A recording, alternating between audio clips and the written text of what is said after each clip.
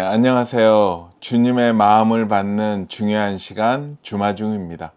어제는 어떠셨어요? 그런 것 같아요. 요즘에 살다 보면 가장 받고 싶은 마음이 있습니다. 나를 공감해 주는 분들을 찾는 것 같아요. 나를 이해해 주는 그 눈빛으로 바라봐 줄 때 그 순간 마음이 많이 힐링되고 좋아지는 것 같습니다. 근데 우리의 마음을 끊임없이 공감해 주시는 분이 계시죠? 바로 주님. 우리 예수 그리스도, 그분께 나아갔을 때 항상 나의 마음이 공감받는 것 같습니다. 오늘 그런 마음을 가지고 주님 앞으로 나아가기 원합니다. 오늘 주시는 주님의 마음은요, 로마서 12장 15절 16절 말씀입니다. 즐거워하는 자들과 함께 즐거워하고 우는 자들과 함께 울라. 서로 마음을 같이하여 높은 데 마음을 두지 말고 도리어 낮은 데 처하며 스스로 지혜 있는 채 하지 말라. 아멘. 아멘. 한 번 더 나누겠습니다. 즐거워하는 자들과 함께 즐거워하고 우는 자들과 함께 울라. 서로 마음을 같이 하며 높은 데 마음을 두지 말고 도리어 낮은 데 처하며 스스로 지혜 있는 채 하지 말라. 아멘. 네, 오늘 또 이 귀한 말씀 새번역 버전으로 나누겠습니다. 기뻐하는 사람들과 함께 기뻐하고 우는 사람들과 함께 우십시오. 서로 한 마음이 되어 교만한 마음을 품지 말고 비천한 사람들과 함께 사귀고 스스로 지혜가 있는 채 하지 마십시오. 아멘. 아멘. 그리고 이번에는 쉬운 성경 버전으로 나누겠습니다. 기뻐하는 사람들과 함께 기뻐하고 슬퍼하는 사람들과 함께 슬퍼하십시오. 서로 한 마음이 되십시오. 교만한 마음을 품지 마십시오. 하찮아 보이는 사람들과 기꺼이 사귀십시오. 스스로 지혜 있는 척하지 마십시오. 아멘. 오늘도 이 귀한 말씀과 함께 볼 좋은 책이 있어서 소개시켜 드립니다. 고난 극복 변남명령이라는 책입니다. 우리 한창수 목사님의 새로운 신간입니다. 한창수 목사님은 대구에 있는 엠마오 교회를 담임하고 계시고요. 또 저희 303 비전 성경 암송학교 2대 교장으로 섬기고 계십니다. 고난 극복이라는 의미는 잘 아는데 뒤에 붙는 변남명령은 잘 모르시죠? 변남명령은 이게 줄임말을 모아놓은 건데요. 고난은 변장하고 오는 하나님의 축복할 때 변이고요.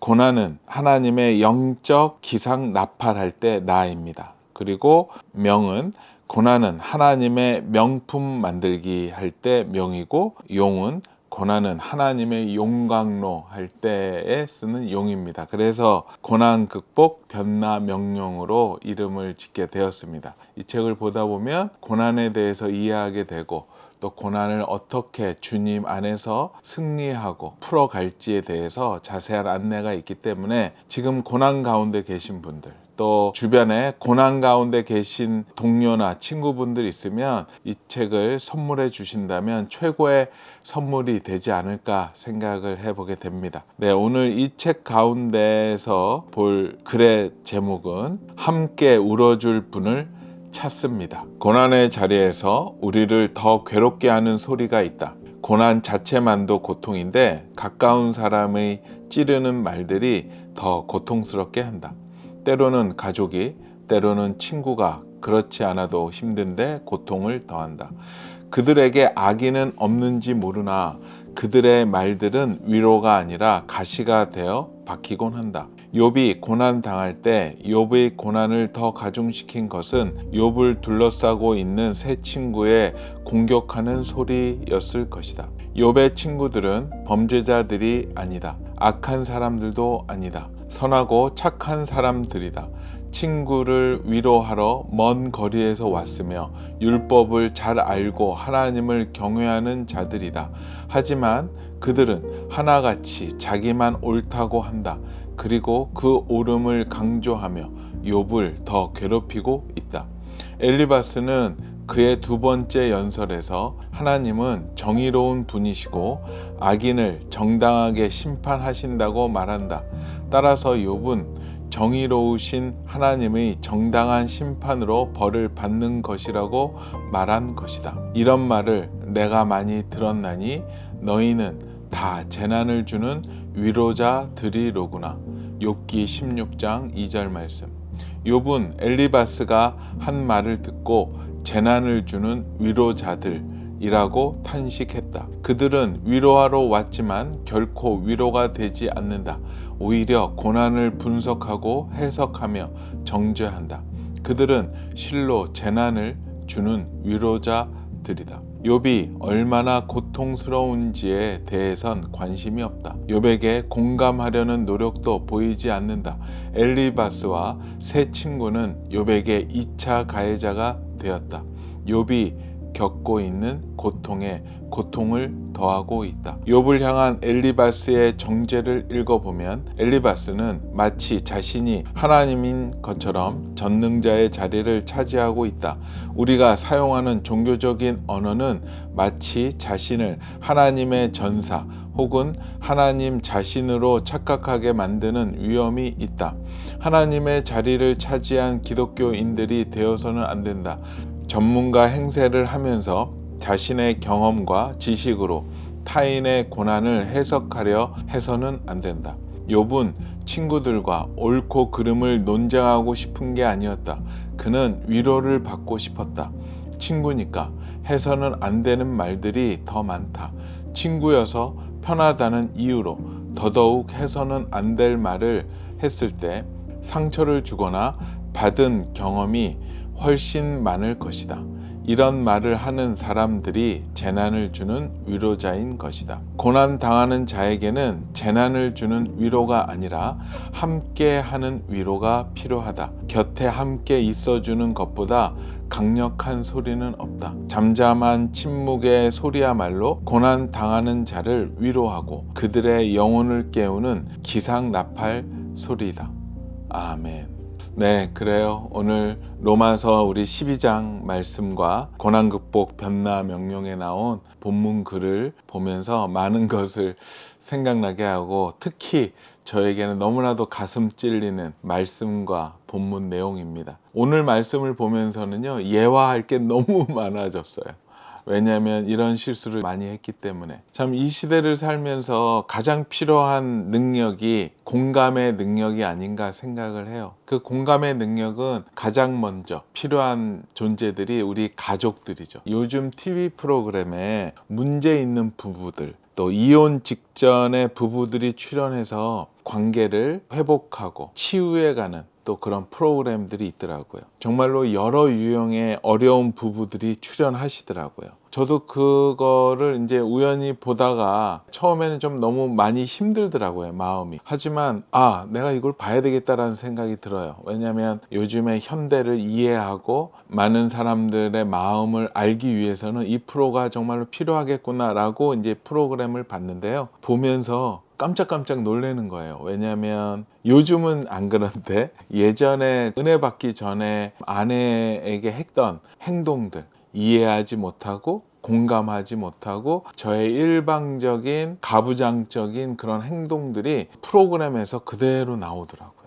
부끄럽기도 하고 창피하기도 하고 또한 고맙기도 했습니다. 우리 아내가 그런 저의 못난 모습들을 받아주고 공감해주고 참아주고 인내해주고 기도해 주신 우리 아내에게 저는 그 프로 보면서 더 감사한 마음이 들고 더 잘해야 되겠다 라는 생각도 들었습니다. 문제 부부를 풀어가는 그런 이제 솔루션들이 있는데 그 중에 가장 효과가 있고 결정적인 프로그램이 있는데 상대방 입장이 되어서 진행하는 연극 치유 프로그램이 있더라고요. 자신이 학대를 했다면 자신이 학대받는 그 부인의 입장에서 그 상황을 맞이하고 그러면서 이렇게 치유하는 프로그램인데 굉장히 많은 효과가 있었던 것 같아요. 바로 상대편의 입장에서 공감하고 이해하는 입장에서 이렇게 바라보니까 거기서 많이들 마음들이 열리고 견고하게 닫혀 있고 실타래가 완전히 엉켜 있었던 그 부부의 문제가 거기에서부터 조금씩 문제점을 찾아가는 모습들이 보여지게 되더라고요. 관계 문제에서 공감과 이해, 그것이 얼마나 중요한가를 다시 한번 깨닫게 했었습니다. 저도 다른 영역에서 상대를 이해하고 또 상대를 판단하는 문제에 대해서 하나님이 깨닫게 해주셨던 사건이 한 가지가 생각이 나더라고요. 이것도 되게 저로서는 부끄러운 이야기인데 또 하나님이 나누라고 하면 나눠야 되겠죠. 그때는 꽤 이제 시간이 예전이었는데 은혜를 처음 받고 은혜를 완전하게 푹 받은 게 아니고 섣불리 받았었던 때가 있었어요. 은혜를 받으니까 어찌 보면 선악과를 먹은 것 같은 느낌이 나더라고요. 예전에 은혜가 없을 때는 내가 어떤 일을 했을 때 이게 좋은 일인지 나쁜 일인지, 하나님께 죄가 되는 건지 선이 되는 건지를 모르던 삶을 살다가 은혜가 들어오니까, 이제 빛이 들어오니까 무엇이 옳고 그름이 이제 보이기 조금씩 시작을 했었던 거예요. 그래서 내가 선과 악을 알고 선과 악에 대해서 판단하는 그런 자리로 어느 순간에 가게 되는 것 같았어요. 그렇게 되니까 나의 모습은 이제 안 보게 되고 이제 저 주위를 둘러보기 시작을 했죠. 그러니 얼마나 신나겠습니까? 선과 악을 판단하고 그 사람들을 정죄하기 시작을 했었던 것 같아요. 선과 악을 판단하면 굉장히 기분이 좋아요. 내가 뭔가 하나님이 된 것 같은 느낌? 그들보다 내가 한 수 위에 있다라는 느낌? 그런 마음이 생기니까 막 판단하게 되는 거예요. 에이, 저렇게 하면 안 되는데. 왜 저렇게 설교하지? 또 왜 저렇게 행동을 하지? 왜 저런 모습으로 살고 있지? 다 문제야. 성경을 남을 판단하기 위한 성경으로 봤죠. 그것을 많은 사람들한테 이야기한 건 아니죠. 저 혼자서 판단하기 시작을 한 거였죠. 정말로 끊임없는 판단과 비난, 그리고 아무 자격 없는 자의 충고와 지시, 낯뜨거운 행동이었고 폭력이었죠. 영적인 폭력, 영적인 학대를 하고 있었던 거였어요. 그것도 은혜를 받았으니 이런 일도 열심히 해야 돼, 나한테 준 사명이다라고 혼자 오판하고 생각하면서, 주님은 저한테 그런 얘기 하신 적도 없는데 열심히 남을 판단하고 등급까지 매기는 그런 부끄러운 일을 했었습니다. 근데 정말 은혜죠. 하나님이 저를 많이 사랑하셨던 것 같아요. 어느 날 기도를 하는데 불현듯 하나님이 이런 마음을 저한테, 이런 말씀을 저한테 주시더라고요. 전혀 의도치도 않고 생각지도 않았는데 이 말씀이 기도 가운데 생각나게 하셨어요. 야고보서 4장 11절 12절 말씀입니다. 형제들아, 서로 비방하지 말라. 형제를 비방하는 자나 형제를 판단하는 자는 곧 율법을 비방하고 율법을 판단하는 것이라. 내가 만일 율법을 판단하면 율법의 준행자가 아니요 재판관이로다. 입법자와 재판관은 오직 한 분이시니 능히 구원하기도 하시며 멸하기도 하시느니라.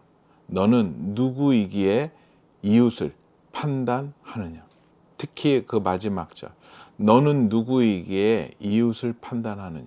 이 말씀이 정말로 헤어나올 수 없을 정도로 그냥 저의 마음을 누르셨죠. 어떠한 변명도 할 수도 없었고요. 그냥 주님 앞에 꼬꾸라졌습니다. 이 말씀 받은 다음서부터는 이 말씀에 부끄럽지 않게 살려고 노력을 합니다. 주님이 하시겠죠. 그 영역은 저의 영역이 아니라는 것을 이제 확실히 알았기 때문에 내가 해야 될 영역은 그들을 이해하고 공감하고 사랑하고 중보해야 될 것이 사명이라는 것을 그제서야 온전하게 깨닫게 되었습니다. 그리고 이제는 은혜가 무엇인지 알게 하셨고 그 은혜 안으로 들어가게 하셨고, 은혜 안에 들어가게 되니까 그 주님이 나의 마음을 이해해 주시고 기다려 주시고 사랑해 주시고 공감해 주신다라는 것을 깨닫게 되었고, 저한테 주셨던 마음을 너도 그만큼 공감받았고 이해받았기에 네가 섬기는 사람들, 너랑 관계된 사람들한테 네가 받은 것을 흘려보내라는 마음을 또 주시더라고요. 그래서 그때서부터는 이제 하려고 노력을 하고 있습니다. 그 마음을 주시면서 주셨던 말씀이 오늘 우리가 읽었던 그 말씀, 즐거워하는 자들과 함께 즐거워하고 우는 자들과 함께 울라. 서로 마음을 같이하여 높은 데 마음을 두지 말고 도리어 낮은 데 처하며 스스로 지혜 있는 채 하지 말라. 이 말씀으로 하나님이 저의 마음을 마무리하시더라고요. 우리 주마중 식구들은 어떠세요? 어떤 마음으로 살아가세요? 멀리서부터 시작하지 마시고요. 오늘서부터 여러분의 남편, 부인들에게, 특히 또 우리 자녀들에게 공감해주고 사랑해주고 이해해주는 그런 마음으로 먼저 시작하면 그곳에 예수님의 임재가, 주님의 임재가 임할 줄 확신합니다. 오늘 읽었던 내용 중에 중요한 내용 잠깐 보고 가겠습니다. 욥은 친구들과 옳고 그름을 논쟁하고 싶은 게 아니었다. 그는 위로를 받고 싶었다. 친구니까 해서는 안 되는 말들이 더 많다. 친구여서 편하다는 이유로 더더욱 해서는 안 될 말을 했을 때 상처를 주거나 받은 경험이 훨씬 많을 것이다.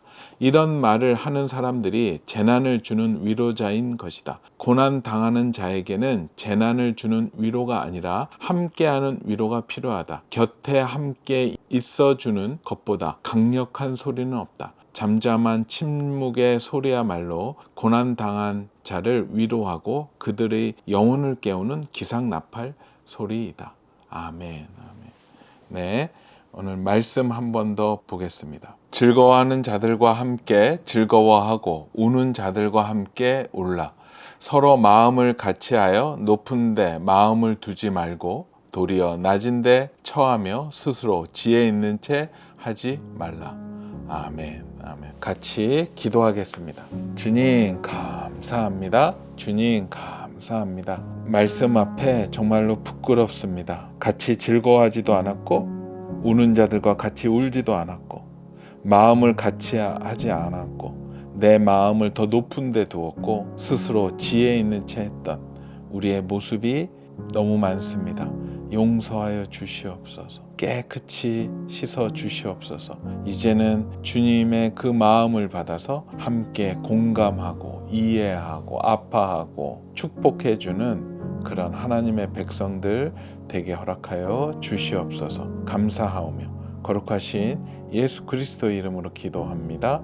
아멘. 아멘. 그래, 오늘 정말로 저의 부끄러운 고백이었습니다. 그런 고백이 더 이상 안 나왔으면 좋겠습니다. 또 오늘 이 책 고난극복 변화명령, 이 책 또한 고난극복 변화명령 12일 성경암송 챌린지를 실시합니다. 11월 25일 월요일서부터 시작이 됩니다. 이번 챌린지는 좀 색다른 게 있습니다. 고난 극복에 대한 이야기도 나누겠지만은요, 그 고난 극복을 할 때 가장 필요한 성경 말씀 한 구절씩 암송을 하려고 합니다.